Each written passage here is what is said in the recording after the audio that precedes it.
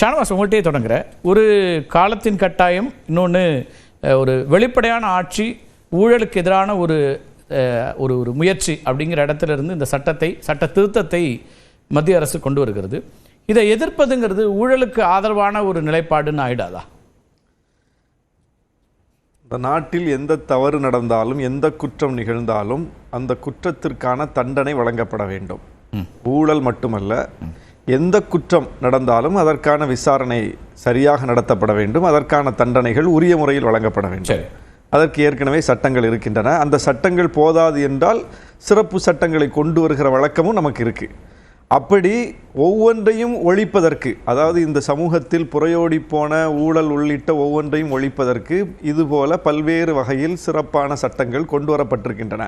அந்த அடிப்படையில் இப்படி ஒரு சட்டம் கொண்டு வரப்பட்டு அந்த ஊழல் ஒழிப்பு தான் உண்மையான நோக்கம் என்றால் அதில் யாருக்கும் பிரச்சனை இருக்காது. ஆனால் ஏற்கனவே இருக்கிற சட்டங்களின்படி, ஏற்கனவே இருக்கிற புலனாய்வு அமைப்புகள், ஏற்கனவே நடைபெற்று கொண்டிருக்கிற விசாரணை முறைகள், ஏற்கனவே நீதிமன்றத்தில் நடக்கிற காட்சிகள்லாம் என்னவாக இருக்குதுன்னு பார்த்தா, ஊழல் செய்த ஊழல் குற்றச்சாட்டுக்கு உள்ளான பாஜக RSS தரப்பினர் யாரும் எந்த விசாரணையும் உட்படுத்தப்படாமல் அப்படியே தப்ப வைக்கப்படுகிறார்கள்.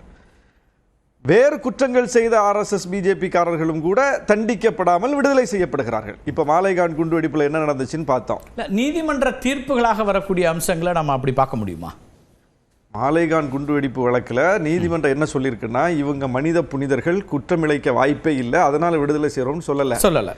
விசாரணை அமைப்புகள் உரிய ஆவணங்களை கொண்டு வந்து இந்த மன்றத்தில் சமர்ப்பிக்கவில்லை, அந்த புலனாய்வு செய்வதற்கு தவறிவிட்டன அப்படிங்கிற ஒரு குற்றச்சாட்டை சொல்லி அதனால் இவங்களை வேற வழி இல்லை, விடுதலை செய்கிறோம்னு விடுதலை செஞ்சுருக்காங்க.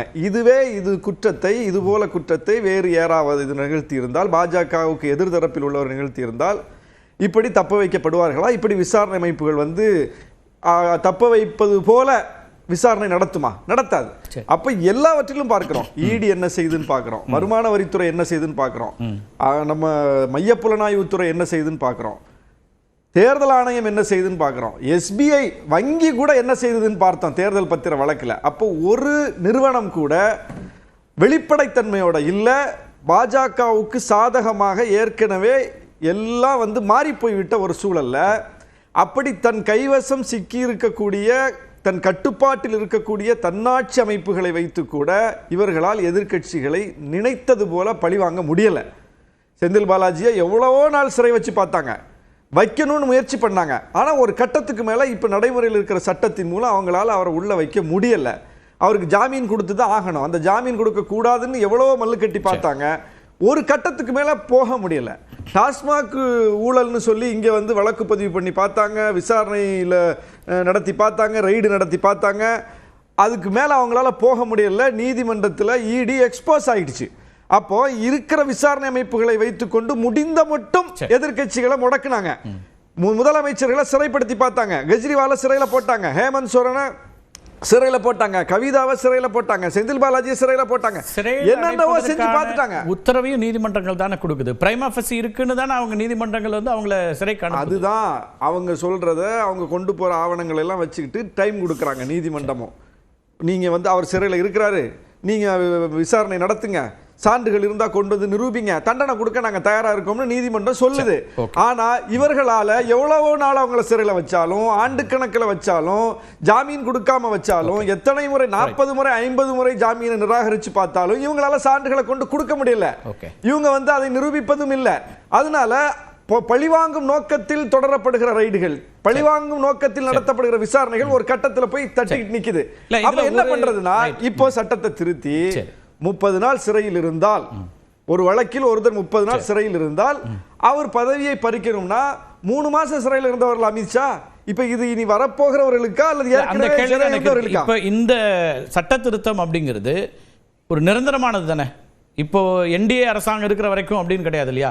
அப்ப அந்த பிரச்சனை, அந்த சிக்கல் அவர்களுக்கும் வரும் தெரிஞ்சான கொண்டு வர்றாங்க. எதிர்காலத்தில் எதிர்கட்சி ஆனாலும் பாஜக எதிர்கொள்ளும் தானே இந்த பிரச்சனை. சட்டங்கள் எப்போதுமே திருப்பி தாக்கும். பொடாவை ஆதரித்தவர்களை பொடாவில் சிறைப்படுத்தப்பட்ட வரலாறு தமிழ்நாட்டில் பார்த்தோம், இந்தியாவில் பார்த்தோம். கொடுஞ்சட்டங்கள், ஆழ்தூக்கி சட்டங்கள், அது வந்து ஆளை தூக்கிறோம். யார் கொண்டு வர்றாங்களோ அவங்க தான் புதைகுழியில் விழுவாங்க. அது வரலாறாக இருக்குது, பார்க்கிறோம். பாஜகவும் இதில் சிக்கும். ஆனால் ஜனநாயகம் பாழ்படுத்தப்படுகிறது. நாளைக்கு நம்ம ஆட்சியில் வந்து உட்கார்ந்து பிஜேபி சாத்தியப்படுத்துறது அதனுடைய நோக்கம். எப்படி 30 நாள்ல ஒருத்தரை குற்றவாளின்னு எப்படி நிரூபிப்பீங்க? 5 ஆண்டுகளுக்கு மேல உங்களுக்கு தண்டனை வரக்கூடிய சட்டங்கள் சட்டப்பிரிவுகள் இருந்தாதான் இது வருது. 30 நாள்ல ஒருத்தர் வந்து குற்றவாளி நிரூபிக்க முடியுமா? அப்படி ஒரு விசாரணை முறை இங்க இருக்கா? ஓகே, சரி, நீங்க பதவியை நீக்கின பிறகு அவர் குற்றமற்றவர்னா என்ன? அதுக்கு என்ன பரிகாரம்? இருக்கும்போது அவங்க இன்ஃப்ளூயன்ஸா இருக்காங்க, அவங்களுடைய அந்த இன்ஃப்ளூயன்ஸ் வந்து வழக்கை பாதிக்குங்கிறதுனால இந்த மாற்றத்தை கொண்டு வரோன்றாங்க.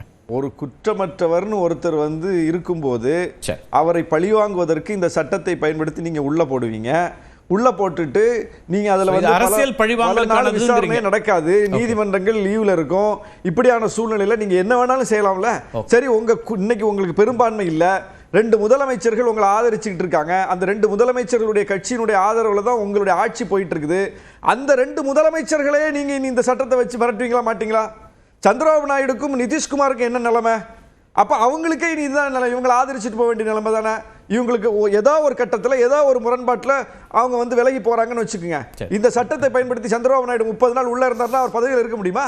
நிதிஷ்குமார் 30 நாள் உள்ள இருந்தாருன்னா பதவியில் தொடர முடியுமா? அப்ப எங்க போகும் இது? அப்ப இனி வேற வழியே இவங்களால பெரும்பான்மை பெற முடியல. அப்ப பெரும்பான்மையை தக்க வைத்துக் கொள்வதற்கு மிரட்டுவதற்கு தேவைப்படுது. ஏற்கனவே இருந்த ஈடியை வச்சு நிறுவனங்களை ரெய்டு நடத்தி அந்த நிறுவனங்கள்ல 2வது போய் இவங்க காசு வாங்கியிருக்காங்கன்னு தேர்தல் பத்திரத்தில் தெரிஞ்சு போச்சு. அது மாதிரி ஒவ்வொரு கட்சி இவங்களுக்கு பணியமர்த்த கட்சிகளுக்கு எல்லாம் ஈடி அனுப்பி மற்ற ரெய்ட நடத்தி அந்த கட்சிகள் ஏற்கனவே கூட்டணி சேர்த்திருக்காங்கல்ல. சேர்த்தவங்க ஒவ்வொருத்தரையும் பாக்குறோம்ல. டிடிவி தினகரன் சூட்கேஸோட டி-ஷர்ட்டோட அழைச்சிட்டு போனாங்களா? இப்ப அவர் யாரோட இருக்காரு? ஓபிஎஸ் யாரோட போய் சேர்ந்தாரு? இபிஎஸ் இப்ப யாரோட இருக்கிறாரு? ரெய்டு போன ஒவ்வொருத்தரும் யாரோட போய் சேர்ந்தாங்க பாக்குறோம்ல. அப்போ இவர்களுடைய ரெய்டுக்கு பின்னால் என்ன நடந்துச்சுன்னா அரசியல் மாற்றங்கள் நடந்துச்சு. இவங்களுக்கு ஏதுவான மாற்ற அரசியல் நடந்துச்சு. அப்ப இந்த சட்டத்தை வைத்துக் கொண்டு என்னென்ன நிகழ்த்துவார்கள்? ஜனநாயகத்தை குழியில தள்ளிடுது. ஓகே, முதல் கட்ட கருத்தை எடுத்துக்கிறேன். அமித்ஷா அவர்களை பொறுத்த வரைக்கும் அவர் கைதாவதற்கு முன்னதாகவே தன்னுடைய பொறுப்பை ராஜினாமா செய்தார். ஃபேக்சுவல் இருக்காக அதை சொல்றேன். அந்த இடத்துல திரு நாகராஜ், ஒரு நேரடியாக எதிர்க்கட்சிகளை மிரட்டுவதற்கான ஒரு முயற்சி, இது ஒரு கருப்பு சட்டம், கருப்பு கொடும் சட்டம் அப்படிங்கிறாரு முதலமைச்சர். இன்னொன்று, இது ஒரு சர்வாதிகாரத்துடைய தொடக்கமாகத்தான் இருக்குது அப்படிங்கிறார். அனைவருக்கும் வணக்கம். இல்லை, முதலமைச்சருடைய அறிக்கை உண்மையிலேயே ஒன்றும் பெரிய அதிர்ச்சி அளிக்கல. ஏன்னா அவங்களுடைய பதில் இதுவாகத்தான் இருக்கும். ஏனென்றால் ஒரு குற்றவாளி என்று தானே ஒத்துக்கொண்டவரை, லஞ்ச பணம் வாங்கியதை திருப்பி கொடுத்தவரை சிறையிலே அமைச்சராக வைத்திருந்தவர்கள் திராவிட முன்னேற்ற கழகம். முதலமைச்சரே அவரை குற்றவாளி என்று சொல்லி அவரை பற்றியெல்லாம் பொது மேடையில் குறைத்து பேசி அதுக்கப்புறம் அவருக்கு அமைச்சர் கொடுத்து அது அவர் குற்றவாளி என்று நிரூபிக்கப்பட்டு பின்பு ஜாமீன் பெற்று அமைச்சராகி மீண்டும் சுப்ரீம் கோர்ட்டில் வந்து அவர் போன பொழுது மீண்டும் அந்த பதவி பறிக்கப்பட்டு இன்னைக்கு பதவி இல்லாமல் இருக்கார்.